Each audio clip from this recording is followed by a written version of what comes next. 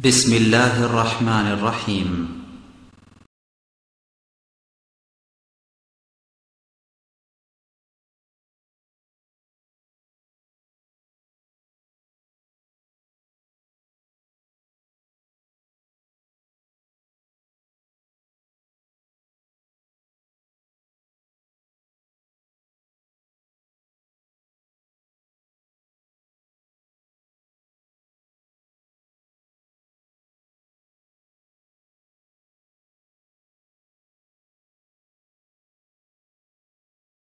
إن الحمد لله نحمده ونستعينه ونستغفره ونؤمن به ونتوكل عليه ونعوذ بالله من شرور أنفسنا ومن سيئات أعمالنا من يهده الله فلا مضل له ومن يضلل فلا هادي له وأشهد أن لا إله إلا الله وحده لا شريك له وأشهد أن محمدا عبده ورسوله أما بعد فإن خير الحديث كتاب الله وخير الهدي هدي محمد صلى الله عليه وسلم وشر الأمور محدثاتها وكل محدثة بدعة وكل بدعة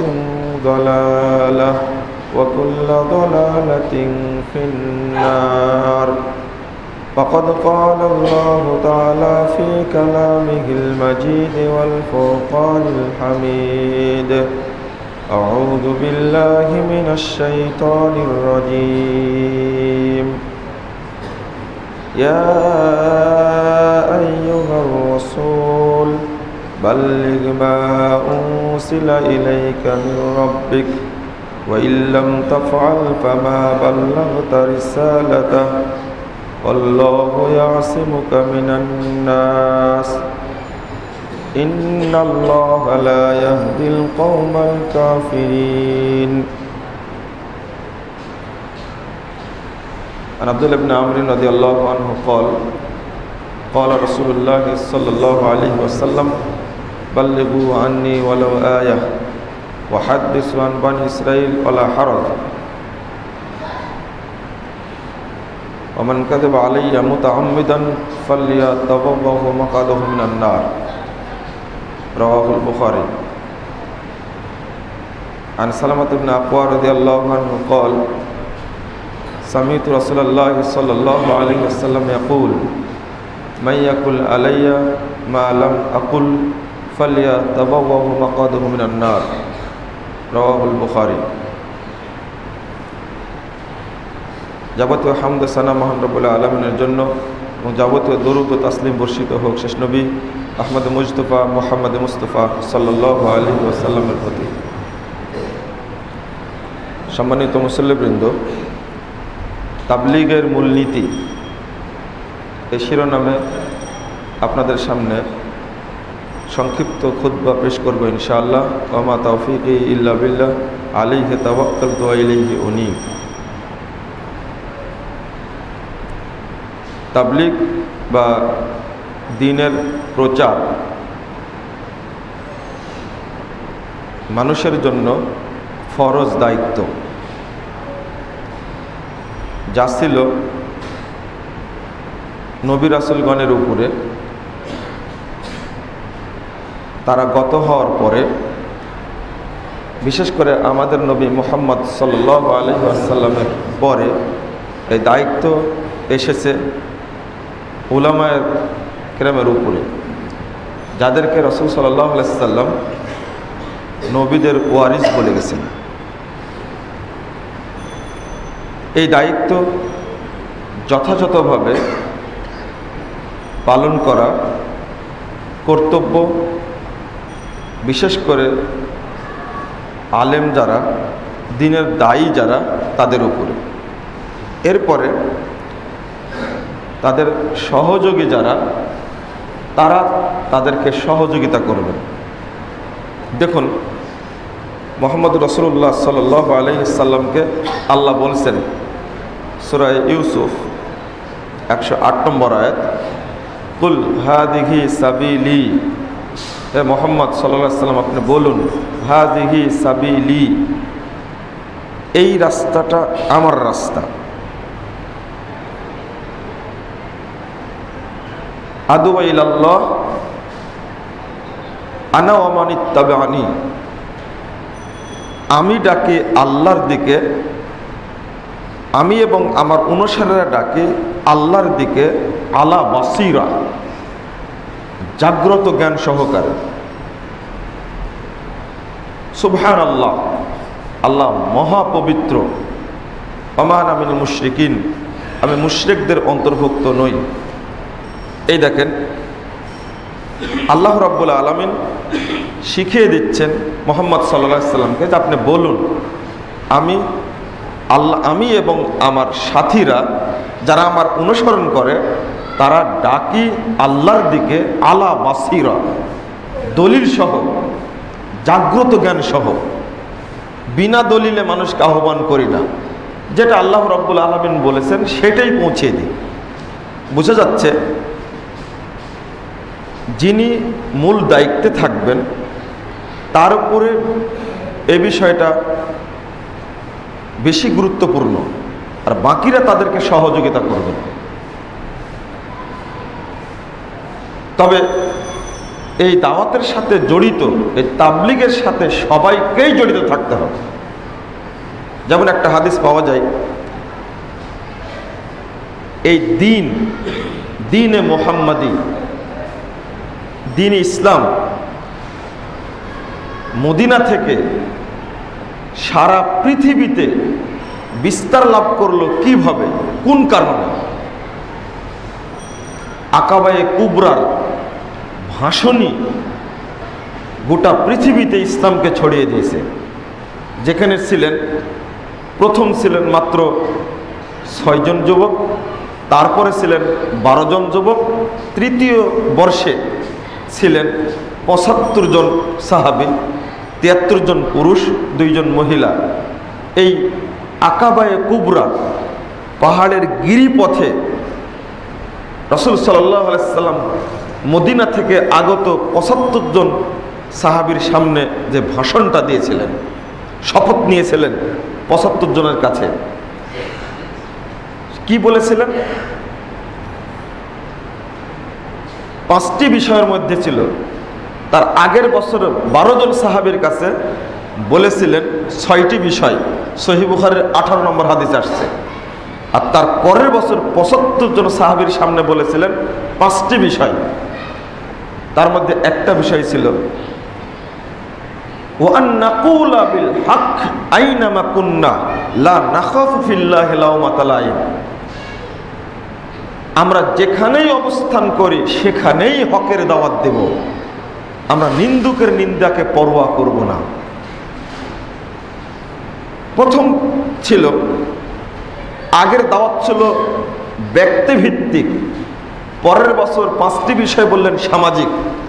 তার মধ্যে একটা হলো আলা সামঈ ওয়াত তাআতি ফিল মানশাতি ওয়াল মাকরাহে। 1 নম্বর বলেছিলেন সন্তুষ্ট থাকো আর অসন্তোষ থাকো, যিনি তোমাদের দায়িত্ব পালন করবেন, যিনি খলিফা বা আমির হবেন, তার কথা শুনবে এবং মানবে। 1। 2 নম্বর বললেন ওয়ালা নাফকাতে ফিল উসরি ওয়াল ইসরি, 7012 নম্বর হাদিস সহিহ ইবনে হিব্বানের মধ্যে আসছে। আর আল্লাহর রাস্তায় খরচ করবে, দরিদ্র হওয়া ধনী হও। 3 বললেন ওয়ালাল আমরি বিল মারুফ ওয়ান নাহি আনিল মুনকার, সৎ কাজের আদেশ দিবে, অসৎ কাজে নিষেধ করবে। তখনই সাহাবীরা বলেছেন আন নাকুলা বিল হক আইনামা কুন্না লা নাখাফু ফিল্লাহি লাওমাতা লাইম। ঠিক আছে, সৎ কাজের আদেশ দিব, অসৎ কাজে নিষেধ করব, যেখানেই থাকবো সেখানেই হকের দাওয়াত দিয়ে যাব, নিন্দুকের নিন্দাকে পরোয়া করব না। 4 নম্বরটা বলেছিলেন যে ওয়ালা তাসু ফি মারুফিন, সৎ কাজ করতে গিয়ে অবাধ্য হবে না। 5 নম্বরটা বলেছিলেন ইদা কদিমতু ইলাইকুম, আমি যখন তোমাদের কাছে যাব তামনাউনি মিম্মা তামনাউনা আনফুসাকুম ওয়া আমওয়ালাকুম ওয়া আজওয়াজাকুম ওয়া আওলাদাকুম, আমাকে তোমরা নিরাপত্তা দিবে মদিনায় ওইভাবে যেভাবে নিজেদেরকে, নিজের সন্তানদেরকে, স্ত্রীদেরকে নিরাপত্তা দাও, ঠিক আমাকে ওইরূপ নিরাপত্তা দিতে হবে। এদের 5টি বিষয় মুহাম্মদ সাল্লাল্লাহু আলাইহি ওয়াসাল্লাম বলেছিলেন। 1840 সালে এডিনবার্গে ভাষণ দেওয়ার সময় টমাস কার্লাইল এই বক্তব্য উল্লেখ করে বলেছিলেন, এই আকাবায়ে কুবরার শপথই সেই পূর্ব দিল্লি থেকে পশ্চিম গ্রানাডা পর্যন্ত 100 বছরের মাথায় মোহাম্মদের ইসলাম বিস্তার লাভ করেছে। এই যে তার মধ্যে একটা কথা ছিল যে ওয়াল আমরু বিল মারুফ ওয়ান নাহি আনিল মুনকার, 5টি বিষয়ের একটি হলো তোমরা যেখানেই থাকবে সেখানে হকের দাওয়াত দিবে, সৎ কাজের আদেশ দিবে, অসৎ কাজে নিষেধ করবে। এটা একজনের না। এই জন্য আমি বলি, পানের দোকানদার যিনি, তিনিও দাওয়াতি কাজ করবেন। তিনি মুখে না বলতে বললে বই দিবেন, একটা সিডি বিতরণ করলেন, অন্তত সংবাদ তো দিবেন যে আজকে শরীফুল্লাহ মসজিদে মুজাফফর বিন মহসিন খুতবা দিবেন। এটা বলতে কি ইলম লাগবে? এতটুকু বলতে পারবেন তো? এটাও দাওয়াত তার জন্য। রিকশাওয়ালা, সেও দাওয়াত দিবে, সে পারে। গোটা বংশাল থেকে গুলিস্তান ওইদিকে যায়, মতিঝিল, ওর হাতে বই থাকতে পারে, ও বলতে পারে রমাজান মাস, বা সে বলতে পারে, দাওয়াত দিতে পারে, সেও দাওয়াত দিবে। এ দেখেন, সমস্ত মানুষকে দাওয়াতের সাথে শরীক হওয়ার জন্য আল্লাহ রাসূল বললেন। 75 জন সাহাবী ছিলেন, সবাইকে বলেছেন তোরা হকের দাওয়াত দেবে। দাওয়াত কখনো ফরজে আইন, দাওয়াত কখনো ফরজে কেফায়া, দাওয়াত কখনো মুবাহ, 3টা স্তর। এখন দাওয়াতটা ফরজে আইন, সবাইকে করতে হবে। যদি ফরজে কেফায়া কখন হবে? যখন মানুষ খারাপ কাজ করে না।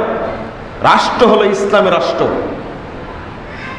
রাষ্ট্রই দেখাশোনা করে, তখন ফরজে কিফায়া, এক শ্রেণীর মানুষ দাওয়াত দিলেই চলে। আর যখন সব জায়গাতে ন্যায় নীতি প্রতিষ্ঠা লাভ করেছে, তখন দাওয়াত মুবাহ, সবাই দায়ী হয়ে গেছে।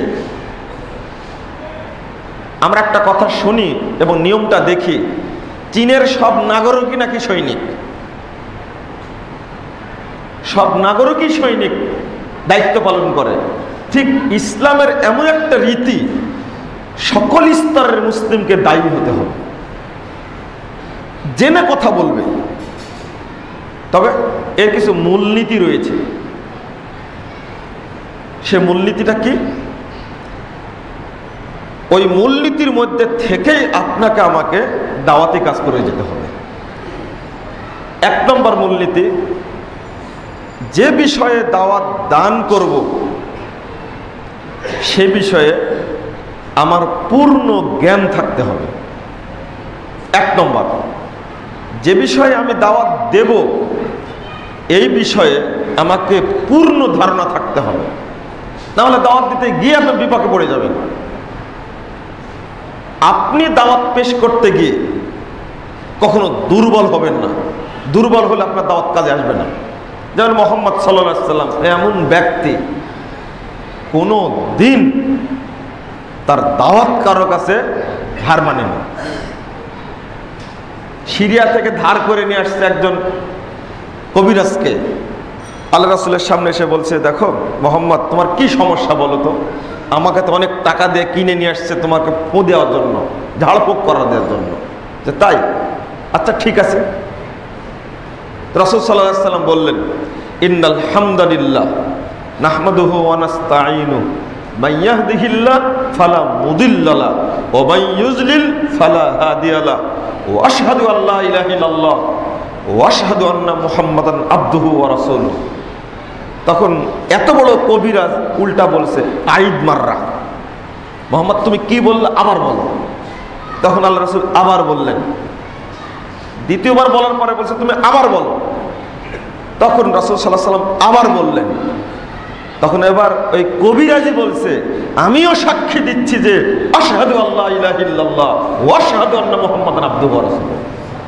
তিনি বলছেন, এটা মানুষের বক্তব্য হতে পারে না, আমি বড় সাহিত্যিক, আমি বড় কবিরাজ, এই মন্ত্র কোনোদিনই শুনিনি, এটা মানুষের তৈরি মন্ত্র না, অবশ্যই এটা আল্লাহ প্রদত্ত মন্ত্র, যা মুহাম্মদ সাল্লাল্লাহু আলাইহি ওয়াসাল্লাম মুখ দিয়ে বলছেন। এবার উঠে গিয়ে আবু জাহালদেরকে বলছে যে তোমরা বলছো মোহাম্মদ নাকি পাগল, তখন উল্টা আবু জাহাল বলছে ও তোমার মাথাও নষ্ট করেছে। এই দেখেন মোহাম্মদ, আপনি যদি আমাকে দাওয়াত দিতে আসেন সর্বোচ্চ 1 মিনিটে ধরা খাবেন আপনি দায়ী, আমি হলে দাওয়াত গ্রহণকারী, 1 মিনিটে ধরা খাবেন। যদি খালি বলেন আমার সামনে যে আদম আলাইহিস সালাম ইন্ডিয়া থেকে মক্কায় হজ করেছে 1000 বার, তখন আমি আপনার কাছে দলিল চাইবো। দলিল 1 মিনিট সময় লাগবে না, আপনার এই দলিল বের করতে অন্তত 60 বছর সময় লাগবে। আপনার দাওয়াত ওখানে শেষ। বলেছেন যে না, দলিল না দেওয়া পর্যন্ত এখানে যেতে দেব না আমি, উল্টা আপনি বিপাকে পড়বেন। কিন্তু মুহাম্মদ সাল্লাল্লাহু আলাইহি ওয়াসাল্লামকে আপনি বিপাকে ফেলতে পারবেন না, কোনো জায়গায় না, পারেননি। ওমা আনা মিনাল মুশরিকিন, মুশরিকদের অন্তর্ভুক্ত নয়।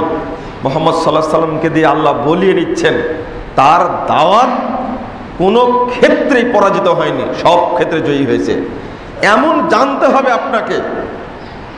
আপনাকে এমন ডাক্তার হতে হবে, এমন কোন রোগী নাই সে রোগ আপনি সারাতে প্রেসক্রিপশন দিতে পারবেন না, এমন যেন রোগী না আসে, এরকম প্রস্তুতি থাকতে হবে। রিকশাওয়ালা দাওয়াতি কাজ করতে পারবেন, তবে ওই বিষয়ে যার পূর্ণ ধারণা আছে। তো ফতোয়া দিবেন না তিনি পৌঁছিয়ে দিবেন মাত্র। আচ্ছা এই বইটা আপনি পড়বেন তাহলেই হবে, আমি তো কিছু জানি না, বইটা পড়বেন, ওখানে দলিল দ্বারা লেখা আছে, এটা হলো শর্ত। দোকানদার, মুদির দোকানদার, সে একটা বই বিতরণ করবে, সে ওয়াজ করতে আসবে না মসজিদে, খুতবা দিতে আসবে না। ইঞ্জিনিয়ার, ডাক্তার, সচিব, তার স্থান থেকে দাওয়াতি কাজ করবেন। আবার আমি মুজাফফর সচিবগিরি করতে যাব না, আমি ইঞ্জিনিয়ারগিরি করতে যাব না, আমি ডাক্তারি করতে যাব না। আমার যে দায়িত্ব সেখান থেকে যতটুকু পারি করছি, তার দায়িত্ব সেখান থেকেই করবেন। তো জেনে করতে হবে, 1 নম্বর শর্ত জেনে করা। দেখেন আরো উদাহরণ আছে, পৃথিবীর প্রত্যেক নবী রাসূলই দাওয়াত দিতে গেছেন, জাতির কাছে কখনো পরাজিত হননি। দেখেন সাহিত্যের যুগ, সাহিত্যের স্বর্ণযুগ একেবারে, যে ভাষা তারা বলেন, যে ভাষা তারা লেখেন, তাদের যে মুখস্থ শক্তি, সৌদি আরবের মানুষের এক একটা কবি কত উঁচু মানের কবি। ওই সময়ে মুহাম্মদ সাল্লাল্লাহু আলাইহি ওয়াসাল্লামের মুখ দিয়ে যে বের হবে, যদি এই সাহিত্যকে দুর্বল না করতে পারে তারা গুরুত্ব দিবে না। প্রথমেই চ্যালেঞ্জ করে দিলেন, ইন্না আতাইনাকাল কাউসার বলে দিলেন, বলো তো দেখি কেমন পারো, আগে কি আর পরে কি, খুব তো পারো। আমাদের দেশেরই রবি ঠাকুর কবিতা লিখে গেছেন, অর্ধেক বাকি আছে, ওখানে যা পূরণ করে দিয়েছেন কাজী নজরুল। এর চেয়ে দক্ষ ছিলেন সৌদি আরবের কবিরা। শুনবেন সৌদি আরবের কবিরা দক্ষ কেমন? ইমরুল কায়েস নামে একজন ভ্রষ্ট কবি ছিল, বদমাশ, কিন্তু সাহিত্যের মানে খুব উঁচু। এমন সাহিত্য রচনা করে গেছেন, এই যে 1500 বছর পর্যন্ত পড়ানো হচ্ছে, আজও সোজা করে অনুবাদ করা যায় না। ওই সাহিত্যের কাছে সবাই দুর্বল। তাকে যখন মেরে ফেলে দেওয়া হচ্ছে, তখন বলছে যে আপনার শেষ ইচ্ছা কি? শেষ ইচ্ছা আমার কিছুই না, শুধু একটা কথা, যে তুমি গিয়ে আমার 2 মেয়েকে বলবে যে তোমার বাপকে হত্যা করা হয়েছে। কি বলবে? ইন্না আবাকুমা কদ কুতিলা, তোমাদের বাপকে হত্যা করা হয়েছে, এতটুকু বললেই হবে, আর আমি কিছু চাই না। দেখেন ইমরুল কায়েস জানে এই যে আমি বাক্যটা বললাম, এর পরের লাইনটা কি হবে আমার বেটি জানে, শুধু এটুকু বলল, আর কিছু না। না, এসে বলেছে, যখন বাক্য বলেছে তার মেয়ের মাথায় আসছে একটা কথা, পরের বাক্যটা কি হবে। তখন তার মেয়ে বলছে, ধরো একে, ধরো, আমার বাপকে এই হত্যা করেছে। কিভাবে জানবো? মানে বড় বাক্যটা ওয়াকাতিলুহু লাদাইকুমা, আর হত্যাকারী তোমাদের সামনেই আছে। এই পরের বাক্যটা, এটা আমি আপনাকে বুঝাতে পারলাম। একজন একটা বাক্য বলে দিচ্ছে, পরের বাক্য কি হবে আর এক কবি বলতে পারতেন। তারা এত চৌকস, এত বুদ্ধিমান। তা আল্লাহ রাসূল চ্যালেঞ্জ ছুড়ে দিলেন, তোমরা তো খুব পারো, ইন্না আতাইনাকাল কাউসার, বলো তো আগে কি হবে পরে কি হবে। সমস্ত কবি মিলে এই বাক্যের আগে পরে কি হবে সম্ভব হলো না। পরে বলল কি, ইন্না আতাইনা কাল কাউসার লাইসা হাযা কালামুল বাশার, এটা মানুষের কথা না, পারেনি। এই দেখেন সাহিত্যের মান দুর্বল হয়েছে ওই জায়গায়। সবচেয়ে উঁচু মনের সাহিত্য হলো মহাগ্রন্থ আল কুরআন। মুসা আলাইহিস সালামের সময়ে খুব জাদুকরের প্রভাব ছিল, সব জাদুকরকে ফেরাউন এক জায়গায় করেছে। আর মুসা আলাইহিস সালাম তো ভড়কে গেলেন, এ তো যত বড় বড় সাপ দেখছি এ তো খেয়ে ফেলে দেবে। আল্লাহ বললেন যে আরে মুসা লাঠিটা ফেলো না, যত বড় সাপ হয়েছে, যত সাপ তারা তৈরি করেছেন লক্ষ কোটি গুণ সাপ বেশি হলেও এক সবলে সবকে খেয়ে শেষ করে দেবে।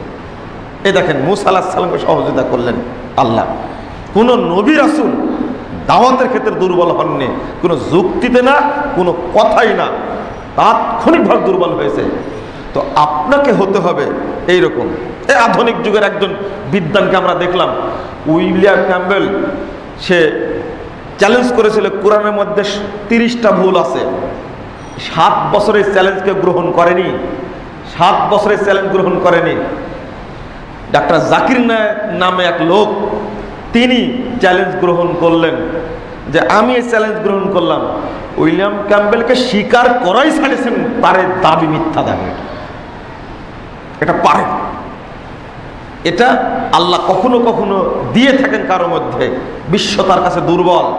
যতদিন এই বেটা বেঁচে থাকবেন ততদিন ইহুদি, খ্রিস্টান, মুসলিম যেই হোক না কেন তার কাছে দুর্বলতা স্বীকার করতে বাধ্য থাকবে ইনশাআল্লাহ। যতই তার বিরুদ্ধে ষড়যন্ত্র হোক না কেন, তো বিশ্ববাসী মেনে নিয়েছে এই যে মেধা, এই মেধা অদ্বিতীয় মেধা, পৃথিবীর কোনো বিদ্বান বর্তমানে নাই এই মেধার লোক। এটা তো ঠিক, এটা ঠিক, এ কথা আপনি মানতে বাধ্য। দাওয়াত তো হবে চূড়ান্ত, কিন্তু আপনি যদি দাওয়াত দিতে যান আর আপনার জানাই নেই, তাহলে কিভাবে দাওয়াতি কাজ করবেন?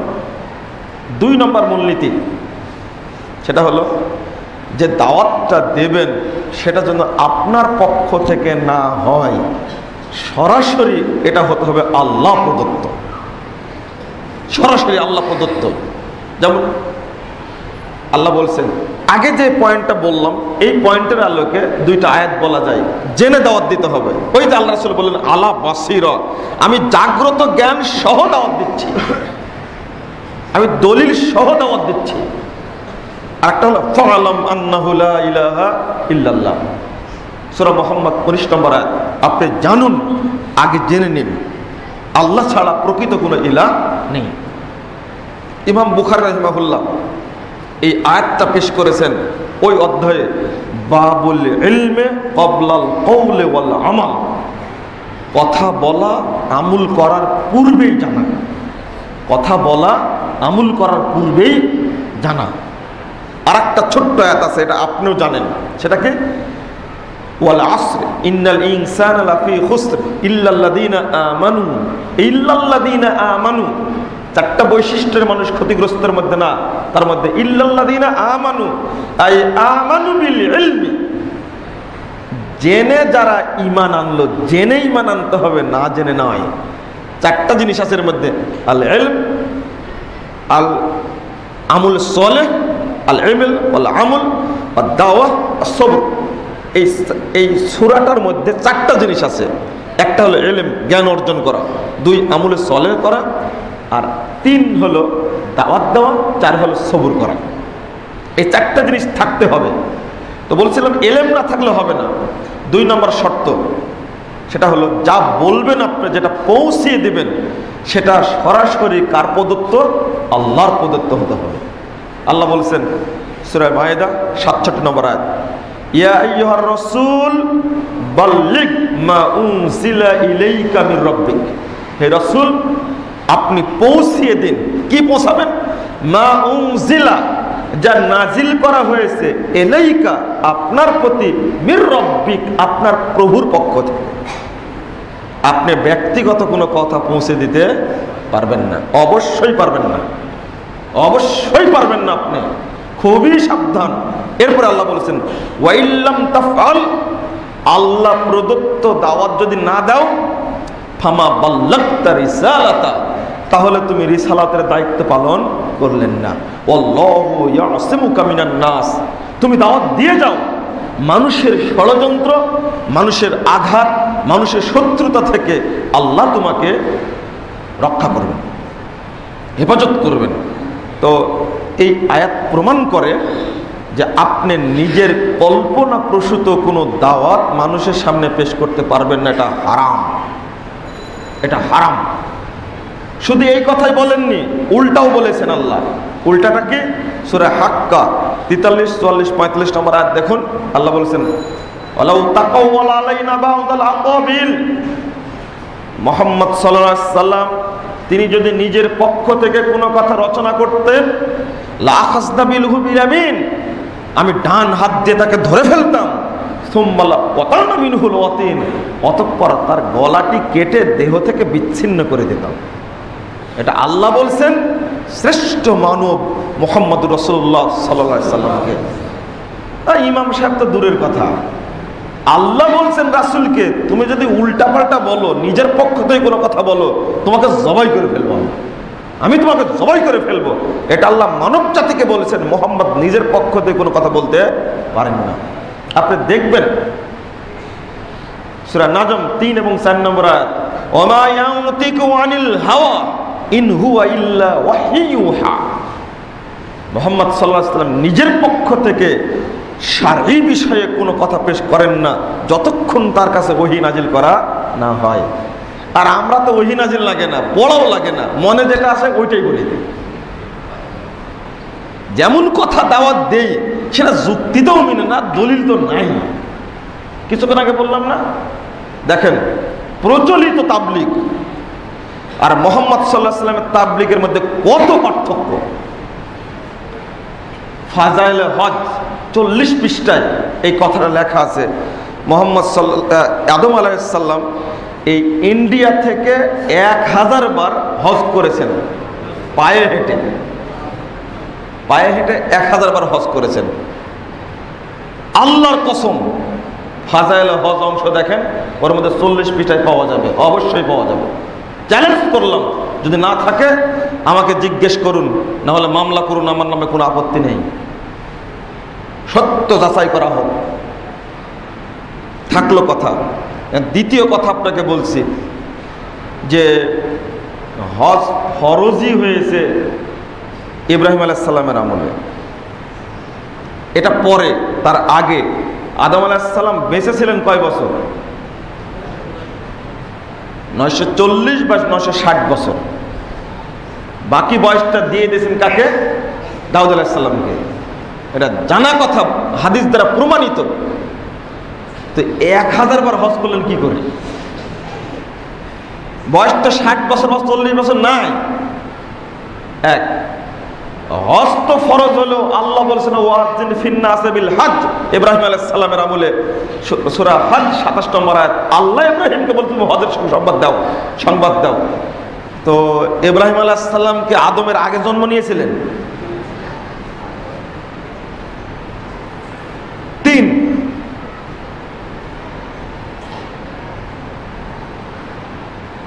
ইব্রাহিম আলাইহিস সালামের আগে একটা নতুন তথ্য, নতুন মনে হতে পারে আপনার, তথ্য কিন্তু অনেক আগে আপনার কাছে মনে হতে পারে। ইব্রাহিম আলাইহিস সালামের পূর্বে কাবা ঘর তৈরি হয়েছে, বা কাবা ঘরে নবীগণ তওয়াফ করেছেন, এই মর্মে বিশুদ্ধ কোনো ইতিহাস নাই, কোনো বর্ণনা নাই। কাবা ঘর ইবাদতের জন্য পৃথিবীতে প্রথম তৈরি করেন ইব্রাহিম আলাইহিস সালাম। আর এই তথ্যটা বলে গেছেন ইবনু কাসির রহিমাহুল্লাহ, 774 হিজরিতে মারা গেছেন তিনি বলছেন যে ইব্রাহিম আলাইহিস সালামের পূর্বে কাবা ঘর তৈরি হয়েছে মর্মে যত বর্ণনা আছে সবগুলো ভিত্তিহীন। ওই যে কাবা ঘর প্রথম তৈরি করেছে ফেরেশতারা, তারপরে তৈরি করেছেন আদম, তারপরে তৈরি করেছেন নূহ আলাইহিস সালামের আমলে ধ্বংস হয়ে গেল, এরপরে তৈরি করেছেন ইব্রাহিম আলাইহিস সালাম। এই পূর্বের কাহিনী যেগুলো আছে কোনো ভিত্তি নাই। তওয়াফ করতেন নবীগণ, এরও কোনো ভিত্তি নাই। কাবা ঘর প্রথম তৈরি হয়েছে ইবাদতের জন্য, ইবাদতের প্রথম ঘর হলো কাবা ঘর, এটা ইব্রাহিম আলাইহিস সালাম তৈরি করেছেন। আর রাসূল সাল্লাল্লাহু আলাইহি ওয়াসাল্লাম বলে গেছেন আশ্চর্য, হাদিসটা আমাদেরও জানা আছে। আল্লাহ রাসূলকে জিজ্ঞেস করা হলো প্রথম ঘর কোনটা, তো বলছেন যে কাবা ঘর, বুখারীর হাদিস। দ্বিতীয় ঘর কোনটা, তার 40 বছর পরে তৈরি হয়েছে বাইতুল মাকদেস। এবার কি হলো বলেন তো দেখি, বাইতুল মাকদেস কে তৈরি করেছেন? সুলাইমান আলাইহিস সালাম। তাহলে স্পষ্ট আপনারা জানা হয়ে গেল রাসূলই বলে গেছেন। আলবানী রাহিমাহুল্লাহ শক্ত করে বলেছেন যে মুসলিম উম্মাহ এই হাদিসটা বুঝতে ভুল করলো কি করে, যেখানে বুখারীর হাদিস মুসলিমের হাদিস বলেই দিলেন। ওটা গেল মূল কথা। যে কথাটা আমি বলবো বা লিখবো এটা দলিল থাকতে হবে না, প্রমাণ সহ বলতে হবে। কত ভিত্তিহীন কথা রচিত হয়েছে, আর যেটাকে আমরাকে তাবলীগ মনে করছি, এটা খুব কষ্টকর। রাসূল সাল্লাল্লাহু আলাইহি সাল্লাম বলেছেন সহিহ বুখারী 491 পৃষ্ঠার প্রথম খণ্ডের, বাল্লিগু আন্নি ওয়ালাউ আয়া, একটি কথা জানা থাকলেও পৌঁছিয়ে দাও। অনুবাদ কি হলো? বাল্লিগু আন্নি ওয়ালাউ আয়া, আপনারা যেটা অনুবাদ করেন সেটাই বলছি, একটি কথা জানা থাকলেও পৌঁছিয়ে দাও। এটা কি হলো অনুবাদ? অনুবাদ হয়নি, যেটা আসল জিনিসটা বাদ পড়ে গেছে, আন্নি, আমার পক্ষ থেকে পৌঁছাও। অথচ অনুবাদটাই ভুল চলে আসছে সমাজে। একটি কথা জানা থাকলে রাসূল পৌঁছে দিতে বলেছেন, একটি কথা জানা থাকলে রাসূল পৌঁছে দিতে বলেছেন, তাই আমি পৌঁছে দিচ্ছি। আরে মাঝখানে একটা কথা আছে, আন্নি, আমার পক্ষ থেকে পৌঁছাও। তুমি পৌঁছালে মানে আন্নি, আমার পক্ষ থেকে পৌঁছাও, শর্ত করেছেন রাসূল সাল্লাল্লাহু আলাইহি সাল্লাম। আপনি স্বেচ্ছায় বলতে পারবেন না। এখন একটা অনিচ্ছায় জাল হাদিস বলে দিলেন। আমার একজন টিচার বলছেন রাজশাহী বিশ্ববিদ্যালয়ে ক্লাসে বসে বলছে যে আপনারা একটু আমার দিকে তাকান, আপনারা জানেন একজন আলেমের দিকে তাকালে 80 বছরে পাপ ক্ষমা হয়ে যায়। আমি দাঁড়িয়ে বললাম যে স্যার এটা তো মিথ্যা হাদিস। এটা বলছে হ্যাঁ আপনি আহলে হাদিস, বসেন না, বুঝতে পারছে আপনি আহলে হাদিস, বসেন। উনি আরেকটা বললেন যে আপনারা আলেমকে মর্যাদা শিখেননি। আল্লাহ নবী বলেছেন কোন কবরস্থানের পাশ দিয়ে আলেম যদি হেঁটে যায় 50 বছরে কবর আযাব মাফ হয়ে যায়। আমি বললাম স্যার এটাও তো জাল কথা। তো এইগুলো বর্ণনা করা খুব সহজ। এখন বলছেন তো ইচ্ছা করে তো আর বলিনি আমি। বলছেন কি আমি তার ইচ্ছা করে বলিনি, আমি জানা ছিল বললাম।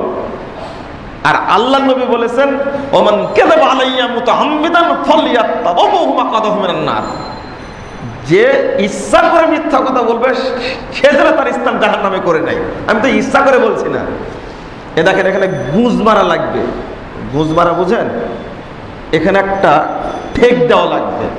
সহিহ বুখারীর 21 পৃষ্ঠার হাদিস। আপনার সাহস কত! ইচ্ছাকৃত মানে আল্লাহ রাসূল বলছেন মাইয়াকুল আলাইয়া মা লাম আকুল, কেউ যদি এমন কথা বলে যে কথা আমি বলিনি। এখানে ইচ্ছার অনিচ্ছা উল্লেখ নাই। মাইয়াকুল আলাইয়া মা লাম আকুল, যে কেউ এমন কথা বললো যে কথা আমি বলিনি, ফালইয়াতাবাওয়াহু মাকআদাহু মিনান নার, সেজন্য তার স্থান জাহান্নামে করে নাই। কেন এটা চোখে পড়েনি? এই হাদিসটা চোখে পড়েনি? আল্লাহ রাসূল বলছেন ইবনে মাজার 5 পৃষ্ঠার হাদিস, মাইয়াকুল আলাইয়া ফালিয়াকুল মান হাদাসা বিআন্নি হাদিসিন, কেউ যদি আমার পক্ষ থেকে কোনো হাদিস বর্ণনা করে। আরেকটা হাদিস আছে ইয়াকুম ওয়া কাসরাতাল হাদিস, বেশি বেশি হাদিস বর্ণনা করা থেকে সাবধান থেকো। মাইয়াকুল আলাইয়া ফালিয়াকুল সিদকান ওয়া হাক্কান, কেউ যদি কোনো কথা বলতে চায় সেটা হকটা বলে, সত্যটা বলে। এরপরে বলেছেন মাইয়াকুল আলাইয়া মালামাকুল, কেউ যদি এমন কথা বলে যে কথা আমি বলিনি, ফালইয়াতাবাওয়াহু মাকআদাহু মিনান নার, সেজন্য তার স্থান জাহান্নামে করে নাই। কঠিন, খুব কঠিন। যদি এটা হয়, আরেকটা দেখেন তাবলীগী যদি এরকম হয়, ফাজায়েলে নামাজ বইয়ের 39 পৃষ্ঠা একটি কথা আসছে। সেটা হলো কেউ যদি এক ওয়াক্ত সালাত কাজা করে, মান তারাকা সালাত হাত্তা মাজা ওয়াক্তুহা সুম্মা সাল্লা, ওয়াক্ত চলে গেছে তারপরে পড়ে নিচ্ছে, ওয়াক্ত চলে গেছে তারপরে পড়ে নিচ্ছে, উযিবা ফিন নারে হুকবান, ওই ব্যক্তিকে এক হুব্বা জাহান্নামে পোড়ানো হবে, শাস্তি দেওয়া হবে। আর এক হুব্বা পরিমাণ হিসাব দেওয়া হয়েছে 2,88,00,000 বছর। সালাত পড়েছে কিন্তু সে একটু পরে পড়েছে, ওয়াক্ত চলে যাওয়ার পরে পড়েছে, এর পরেও জাহান্নামে থাকতে হবে কত বছর? 2,88,00,000 বছর। রুবি আনিন নবী সাল্লাল্লাহু আলাইহি সাল্লাম, এটা বর্ণনা করা হচ্ছে মুহাম্মদ সাল্লাল্লাহু আলাইহি সাল্লাম থেকে। এইভাবে আছে, যেভাবে বলে ওইভাবে আছে।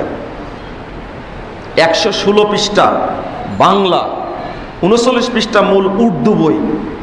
তো আপনি চিন্তা করুন, দলিল, এই কথা দলিল কি? লেখক জাকারিয়া সাহেব নিজেই বলছেন, লাম আজিদহু ফিমা ইনদি মিন কুতুবিল হাদিস, হাদিসের গ্রন্থ সমূহে আমি এই কথাটা পাইনি। আমার কাছে যে হাদিসের গ্রন্থ সমূহ আছে আমি হাদিসটা পাইনি। তাহলে লিখলেন কেন আপনি?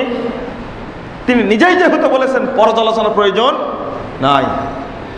হাদিস কি বলে?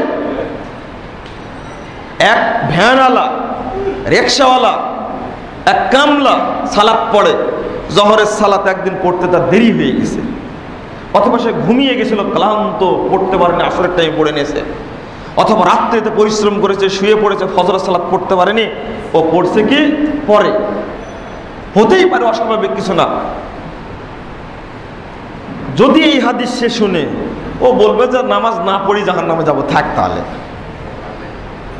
মানুষকে সুসংবাদ শোনাতে হবে, দুঃসংবাদ নয়। মুহাম্মদুর রাসূলুল্লাহ সাল্লাল্লাহু আলাইহি ওয়াসাল্লাম বলেছেন, সহিহ মুসলিম 1600 হাদিস নাম্বার খুলুন, 1600 নম্বর হাদিসটা খুলুন, মান নামা আও নাসিয়া আনিস সালাহ, কেউ যদি সালাত থেকে ঘুমিয়ে যায় বা সালাত ভুলে যায়, ফালিয়ুসাল্লিহা ইযা যাকারাহা ফাইন্নাহা কাফারাতুহা, যখন ঘুম থেকে জাগবে, যখন স্মরণ হবে, যখন ঘুম থেকে জাগবে, যখন স্মরণ হবে, তখনই যেন পড়ে নেয়। এই পড়ে নেওয়াটাই তার জন্য কাফারা। তাহলে আল্লাহ বান্দার উপরে কত রহম করেছেন। আচ্ছা, এটা কি কাফারা হলো? বুঝলেন না আপনারা? একটাই সালাতটা পড়ার কথা ছিল, সেখানে 3টাই পড়লাম, তাহলে ওয়াক্তটা চলে গেছে অনেকটাই। আল্লাহ বললেন পড়ে নেওয়াটাই কাফারা। এটা কি কাফারা হলো? বান্দার উপরে আল্লাহ কত রহম করেছেন, আর বান্দা মিথ্যা জাল তৈরি করে ভয় দেখাচ্ছে। এমন অবস্থা ঘটলে 2,88,00,000 বছর জাহান্নামে থাকতে হবে। আর পরের কথাটা বললে আপনাদের খারাপ লাগবে। আল্লাহ রাসূল একদিন 1592 নম্বর হাদিসটা খুলুন সহিহ মুসলিমে, বুখারীতে হাদিসটা আসছে, আল্লাহর নবী একদিন জোহর, আসর, মাগরিব সালাত আদায় করেছেন এশার টাইমে। এখন এই সাহাবীরা কয় বছর থাকবে জাহান্নামের, খুঁজে বের করেন আমরা। আল্লাহ রাসূল সহ, আল্লাহ রাসূল সহ। আরে কথা বললেও তো একটু যুক্তিতে মিলার দরকার। ভিত্তিহীন কথা দিয়া দাওয়াত দেওয়া চলবে না। এটাই মানুষ পড়ছে, এটাই মানুষ বুঝছে। আমরা মানুষকে হক পথে নিয়ে আসার চেষ্টা করছি, এটা আমাদের পরিশ্রম। নিয়ে আসবেন কিনা আল্লাহ ভালো জানেন, তবে আমরা পরিশ্রম করছি।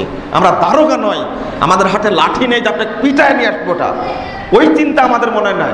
আমরা বুঝতেছি আপনাদের, আপনি ফিরবেন কিনা আল্লাহর ব্যাপারে, এটা আল্লাহ জানেন। 2, আপনি লিখে রাখলেন একটা কথা, ফাজাইলে সাহাবা 173 পৃষ্ঠার হাদিস হিসাবে উল্লেখ করা হয়েছে, শুনেন সেটা। হযরত জুবাইর কি খুন পিনা শিরোনাম দেওয়া হয়েছে। সেখানে এই মরা রক্ত বের করে, কি বলে, সিঙ্গা লাগানো রক্ত বের করে আল্লাহ রাসূল জুবাইরকে বললেন, আব্দুল্লাহ বিন জুবাইরকে বললেন, তুমি এটা ফেলে দিয়ে আসো, মাটির তলে পুঁতে দিয়ে আসো। তো যখন ফিরে আসলেন তখন জিজ্ঞেস করলেন কোথায় দিয়ে আসো? তো উনি জবাব দিচ্ছেন, মাইনে পি লিয়া, আমি রক্তগুলো খেয়ে ফেলেছি। তখন আল্লাহ নবী বললেন যে जिस शख्स के बदन में मेरा खून जाएगा उसको जहन्नम की आग नहीं सो सकता। तो ওই ব্যক্তিকে জাহান্নামের আগুন স্পর্শ করবে না। হুবহু তাদের ভাষাই বললাম, হুবহু তাদের ভাষাই বললাম। এবার কথা শেষ। এবার উর্দুতে জাকারিয়া সাহেব লিখেছেন, হুজুর সাল্লাল্লাহু আলাইহি সাল্লামকে ফজলাত পায়খানা পেশাব সব কুছ পাক হয়। বুঝেন না আপনারা উর্দু? রাসূল সাল্লাল্লাহু আলাইহি ওয়াসাল্লামের মর্যাদা অনুযায়ী তার পায়খানা পেশাব অগায়রা সব পাক হয়, সবই পবিত্র। মানে উনি ইঙ্গিত দিচ্ছেন রক্ত যখন খাওয়া যাবে পেশাব পায়খানাও খাওয়া যাবে। আচ্ছা, এই কথা দ্বারা ইসলামের মর্যাদা বেড়েছে না অপমানিত হয়েছে? ইসলাম অপমানিত হয়েছে। ইসলাম এত নোংরা ধর্ম নয়। খাওয়া মানে আবার কিছু মানে মূর্খ শ্রেণীর মানুষ যুক্তি দেয়, যদি গরুর পেশাব পবিত্র হতে পারে, ছাগলের পেশাব যদি পবিত্র হতে পারে, একজন শ্রেষ্ঠ নবী মুহাম্মদ সাল্লাল্লাহু আলাইহি সাল্লাম তার পেশাব কেন পবিত্র হবে না? যুক্তি দিচ্ছে, যুক্তি। তো ওর মাথায় তো আরেকটা নাই, ও তো মূর্খ বলেছে আগে, ওর মাথায় আরেকটা নাই। গরু ছাগলের গোশত খাওয়া হালাল বলে তার পেশাবগুলো পবিত্র। আল্লাহর নবী উটের পেশাব খেতে বলেছিলেন, কিন্তু আল্লাহর নবীর গোশত কি পবিত্র? বলে হালাল। বুঝতে পারেন না আপনারা? মানুষের গোশত কি হালাল? তার পেশাব পায়খানা অপবিত্র। আল্লাহ রাসূল পেশাব করার পরে পানি নিতেন কেন? তাহলে ওযু করতেন কেন? তাহলে জীবনে ওযু করা লাগতো না। শুধু রাসূল সম্পর্কে বলতে পারেনি, যদি ইমাম আবু হানিফার মতো একজন সম্মানী ব্যক্তিকে পোষাতে পারে, রাসূল সম্পর্কে কথা বলেনি কেন? দীর্ঘ 30 থেকে 40 থেকে 50 বছর পর্যন্ত ইমাম আবু হানিফা রাহিমাহুল্লাহ এই এশার সালাতের ওযু দ্বারা ফজরের সালাত আদায় করেছেন। মানুষকে যেভাবে পচানো যায় ওইভাবে পচাইছে। এ দেখেন আপনাদের সময়ে পচাচ্ছে, শুধু আবু হানিফাকে পচাইছে? তিনি নাকি 99 বার আল্লাহকে স্বপ্ন দেখেছেন। তিনি নাকি এই কথাগুলো লেখা আছে, এগুলো কি দাওয়াত? একটানা 30 বছর সিয়াম রাখছেন, একটানা 55 বছর পায়ে হেঁটে হজ করেছেন, তারপরে শেষ 2 রাকাত যে সালাত আদায় করেন, প্রথম রাকাতে 1 পা উঁচু করে কোরআন খতম করেছেন, আর 1 রাকাতে আর 1 পা উঁচু করে কোরআন খতম করেছেন। এইগুলো কি কথা? এগুলো এত বড় গাঁজাখড়ি কথা মানুষ বলতে পারে? তাও ইসলামী বিশ্ববিদ্যালয়ের একটা আকায়েদ বইয়ের মধ্যে 45 পৃষ্ঠায় কথা লেখা আছে। এগুলো জ্ঞানী মানুষ কি পড়ায় বুঝি না আসলে। এগুলো কি? যদি এইগুলো হয়, আব্দুল কাদের জেলানী 18 পারা কোরআন হেফজ করে মায়ের পেট থেকে বের হয়েছে। ফকির ভিক্ষা করতে গিয়ে তার মায়ের সাথে অন্যায় করার চেষ্টা করলো, তো আব্দুল কাদের জেলানী মায়ের পেট থেকে সিংহ হয়ে বেরিয়ে আসলেন। আচ্ছা, গাঁজাখড়ির কথা বলার তো একটা ধারাকারা থাকতে পারে। ও শুধু আবু হানিফাকে পচাইছে? শুধু আব্দুল কাদের জেলানী একজন সালাফি আকীদা সম্পন্ন ব্যক্তি, তাকে শুধু পচাইছে?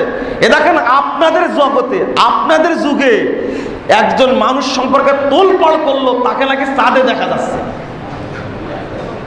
পচাতে বাকি হয়েছে? এই সমস্ত অন্ধ ভক্ত লোকেরা ইসলামের 12টা বাজিয়েছে, আগামী দিনে 12টা বাজাবে। আপনারা সাবধান থাকুন, সাবধান থাকুন। আমি এই কথাটা ওনার সামনে নকল করার পরে অন্তত তিনি 30 বার আস্তাগফিরুল্লাহ পড়েছেন। এটা ভক্তের কাজ। এগুলো এরা ডাহা বেঁচে আছে, দেখেন না কেন? মরে গেলেই এটা কেতাবে লেখা হবে, অবশ্যই লিখবে। এক শ্রেণীর কুলাঙ্গার লিখবে, মরে গেলে এই বড় আলেম মরে গেলে কেতাবে লিখবে এই মর্মে যে তাকে চাঁদের গিয়ে দেখা গেছে। লিখবেই, পরবর্তী প্রজন্ম জানতে পারবে। এটা এইভাবে পচাবে মানুষকে, বড় মানুষকে পচায় এইভাবে। বন্ধুরা আমার, গেছি আমি অন্যদিকে চলে গেছি। জুবাইর রাদিয়াল্লাহু আনহুকে বললেন রক্ত পান করার কথা, কোনো দলিল নেই। এগুলো কি দাওয়াত? বলেছিলাম দ্বিতীয় পয়েন্ট, মূলনীতি, সেটা হলো যে যা আপনি দাওয়াত দেবেন তা অবশ্যই রেফারেন্স থাকতে হবে। জাল এবং জয়ীফ হাদিস ভিত্তিক দাওয়াত চলবে না।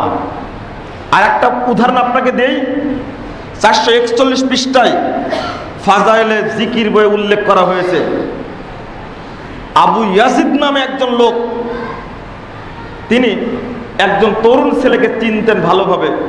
তো তরুণ ছেলে হঠাৎ করে একদিন বলছেন, চাচা আমি জান্নাত এবং জাহান্নাম দেখতে পাচ্ছি। এ দেখেন কাশফ, একে বলে কাশফ, অদৃশ্যের খবর, গায়েবের খবর। আরে নবী রাসূল পারে পারে, সাধারণ লোকও গায়েবের খবর রাখে না। আপনি বিশ্বাস করেন? কাশফ, প্রকাশিত হয়েছে, জান্নাত জাহান্নাম দেখতে পাচ্ছে। বাচ্চাটা হঠাৎ করে একদিন চিৎকার দিচ্ছে, বলছে চাচা আমার মা জাহান্নামে এখন পড়তেছে, আমার মা এখন জাহান্নামে পড়ছে। তখন আবু ইয়াজিদ বলছে যে আমার ৭০,০০০ বার আগে পড়া ছিল কালেমা লা ইলাহা ইল্লাল্লাহ, ৭০,০০০ বার পড়ে আমি আমার পরিবারের জন্য, স্ত্রীর জন্য রেখে দিয়েছিলাম বক্সানোর জন্য, এটা জান্নাতের জন্য। তো তার মধ্যে থেকে আমি একটা ওই ছেলেটার উপরে বক্সিয়ে দিলাম। তো বক্সিয়ে দেওয়ার পরে ছেলেটা বলছে আমি দেখছি আমার মা এখন জাহান্নাম থেকে মুক্তি পেয়ে জান্নাতে চলে গেছে। তখন এবার আবু ইয়াজিদ বলছে এর দ্বারা দুইটা ফায়দা হলো, একটা হলো যে এই ছেলেটার মধ্যে কাশ তৈরি হয় এটা, আর লা ইলাহা ইল্লাল্লাহর ফজিলতটা আমার কাছে প্রমাণিত হলো। বলুন এটাই যদি হয় দাওয়াত। ওখানেই ১০৪ পৃষ্ঠায় ১০১ পৃষ্ঠায় ফাজাইলে জিকিরের মধ্যে উল্লেখ করা আছে যে ব্যক্তি লা ইলাহা ইল্লাল্লাহ একবার বলবে গুফিরা লাহু যুনুবু ৫০ সানা, তার ৫০ বছরের যত পাপ সবই ক্ষমা হয়ে যাবে। আপনারা খুব সচেতন দেখছি, আমি মনে করছি সুবহানাল্লাহ বলবেন আপনারা। তারপর বলছে ইল্লাম তাকুন যুনুবু ৫০ সানা, যদি তার ৫০ বছরের পাপ না থাকে তখন বলছে যে গুফিরা লিওয়ালিদাইহি ওয়া লিকিরাবাতিহি ওয়া লিআম্মাতিল মুসলিমিন। একজন যদি লা ইলাহা ইল্লাল্লাহ পড়ে, এবার বলছেন তাহলে তার বাপ মায়ের, তার আত্মীয় স্বজনের, পৃথিবীর সমস্ত মানুষের ৫০ বছর পাপ ক্ষমা হয়। এই কথাটা লেখার পরে এক জায়গায় লেখা আছে যে মুত্তাহিমুন বিল কিযব, এই হাদিসটা জাল বলে অভিযুক্ত, লেখা আছে, নিচে লেখা আছে। কেমন হয়েছে জানেন? বিড়ির প্যাকেটের উপর লেখা আছে বিড়ি ধূমপান স্বাস্থ্যের জন্য ক্ষতিকর, এরপরও খায় না। এটা জানার পরেও, মিথ্যা কথা জানার পরেও কিভাবে মানুষ গ্রহণ করতে পারে? তাহলে আপনি কি মনে করছেন মানুষ গায়েবের খবর রাখে, জানতে পারে? আল্লাহ বলছেন মানুষ গায়েবের খবর জানে না। সূরা নামল ৬৫ নম্বর আয়াত, কুল লা ইয়ালামু মান ফিস সামাওয়াতি ওয়াল আরদ, মান ফিস সামাওয়াতি ওয়াল আরদ আল গায়বা ইল্লাল্লাহ। আল্লাহ নবীকে বলছেন আপনি বলুন আসমান জমিনের কোনো কিছুই কেউ গায়েব জানে না, একমাত্র আল্লাহ জানেন। কত দলিল নেবেন? ১৮৮ নম্বর আয়াতটা খুলেন, ওয়া কুনতু আ'লামুল গায়বা ওয়ালাউ কুনতু আ'লামুল গায়ব লাস্তাকসারতু মিনাল খায়র। আল্লাহ বলছেন যে আপনি বলুন যদি আমি গায়েবের খবর জানতাম তাহলে বেশি বেশি করে কল্যাণটা লাভ করতে পারতাম, আমাকে অকল্যাণ স্পর্শ করতে পারতো না। এটা আল্লাহ বলে দিলেন। ৭৩৪০ নম্বর হাদিস, ৭৩৮০ নম্বর হাদিস সহিহ বুখারীর মধ্যে আসছে। মা আয়েশা বলেছেন মান হাদ্দাসাকা ইয়ালামুল গায়বা ওয়া হুয়া ইয়ালামুল গায়ব ফাকাদ কাযাবা। আল্লাহর নবী গায়েব জানতেন, এই কথা যে বলবে সে একটা ডাহা মিথ্যা। সহিহ বুখারীর হাদিস। আল্লাহ নবী গায়েব জানতেন না, কিন্তু ওলিয়া উলিয়া তো গায়েব জানে, নবী রাসূল তো জানে গায়েব, বরং বাচ্চা ছেলেরও গায়েব জানে। প্রমাণ করতে চাওয়া হলো, এটা চলবে না। আমি খুতবা শেষ করে দেবো ইনশাল্লাহ, টাইমও শেষ হয়ে যাচ্ছে। আমি তথ্যগুলো পেশ করতে গিয়ে আপনাদেরকে বলতে চাচ্ছি যে এটা কোন দাওয়াত। আল্লাহর নবী কবরে জীবিত আছেন, এই বিশ্বাস যদি জীবিত থেকে আপনি উপকার এবং ক্ষতি করতে পারেন, আপনার অভিযোগ শোনেন, তিনি চাকরি দিতে পারেন, তিনি মেয়ের বিয়ে দিতে পারেন, এই আকীদা যদি থাকে এটা হলো কুফরি আকীদা, এটা হলো শিরকি আকবার। এই আকবারে বিশ্বাসের কারণে দেখেন ফাজাইলে হজ মূল উর্দু বইয়ের ১৩০ থেকে ১৩১ পৃষ্ঠা খুলুন। আহমদ রিফাইয়ের ঘটনা বর্ণনা করেছেন। হজ করে মদিনায় যাওয়ার পরে রাসূলের কাছে কবিতা পড়ছেন যে আগে আমার আত্মাটা পাঠা দিতাম রাসূলের চুম্বন করার জন্য, আজকে সরাসরি উপস্থিত হয়েছে, তার হাতে আমি চুম্বন করতে চাই। তো রাসূল সাল্লাল্লাহু আলাইহি সাল্লাম হাত বের করে দিলেন, আহমদ রিফাই হাতে চুম্বন করলেন। আর এই দৃশ্য দেখলেন ৯০,০০০ মানুষ, তার মধ্যে একজন ছিলেন মাহবুবে সুবহানি কুতুবে রাব্বানি আব্দুল কাদের জিলানী। লেখা ছিল, আল্লাহর কসমে কথা আছে। তাহলে তাদের আকীদা কি?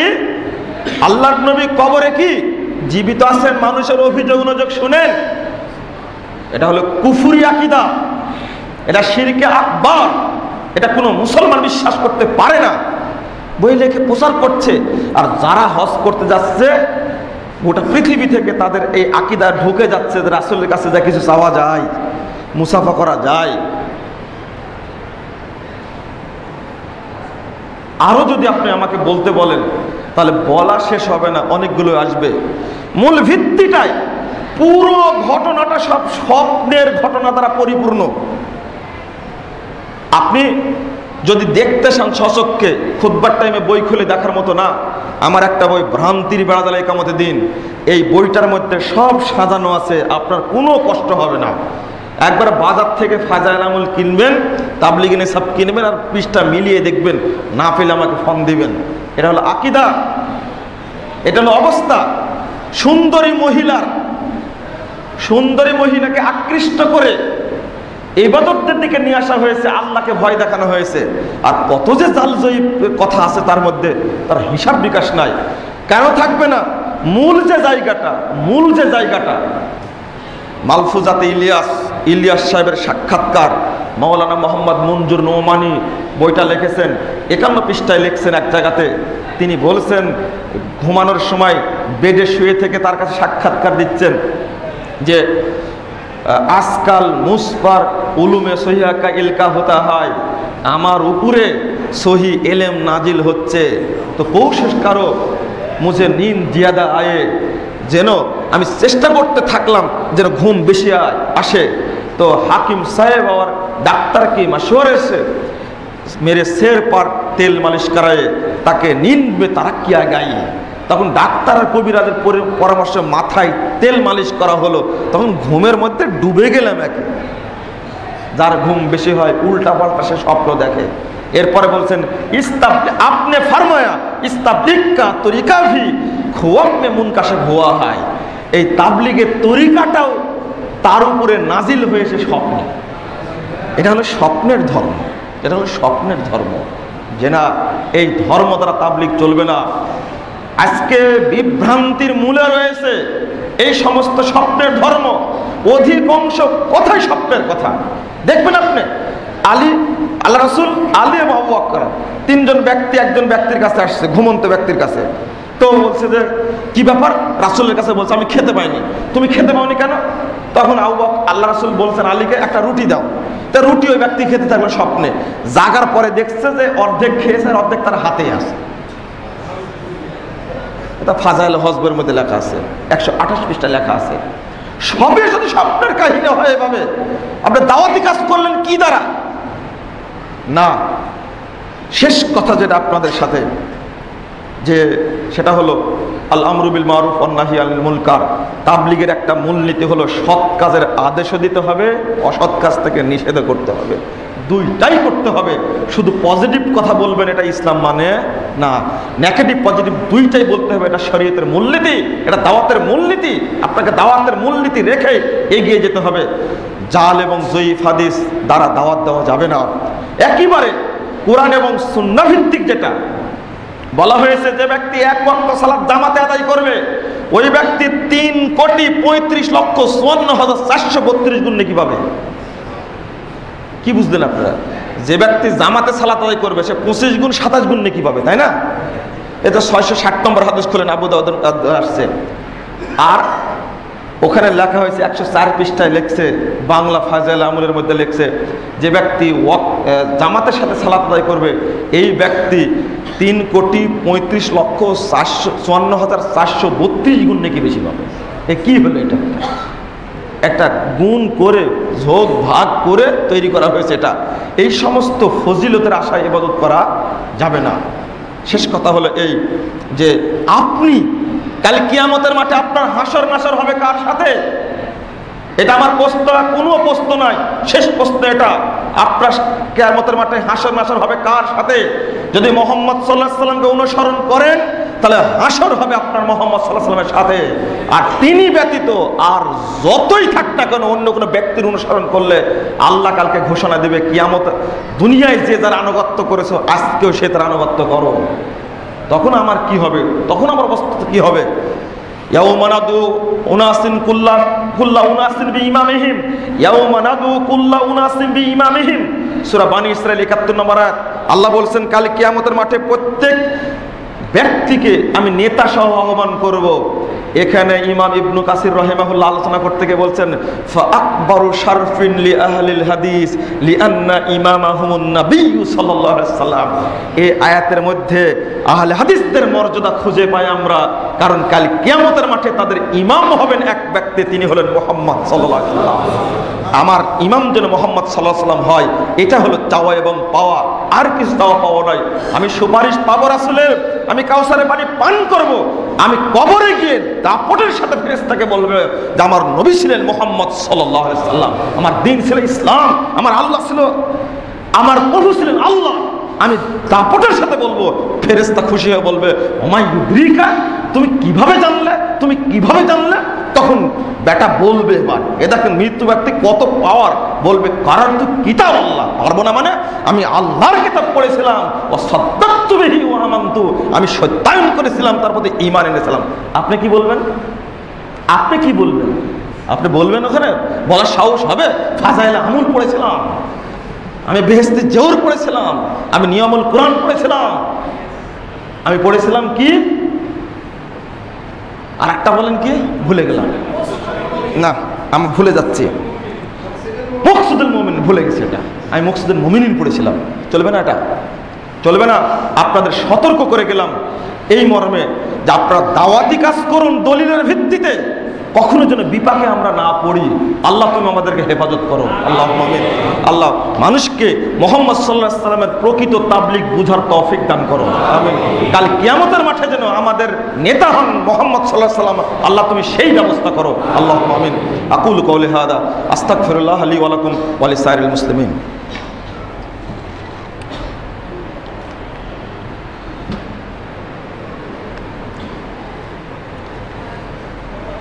আলহামদুলিল্লাহ ওয়াহদা ওয়াসসালাতু ওয়াসসালামু আলা মান লা নাবিয়্যা বাদা।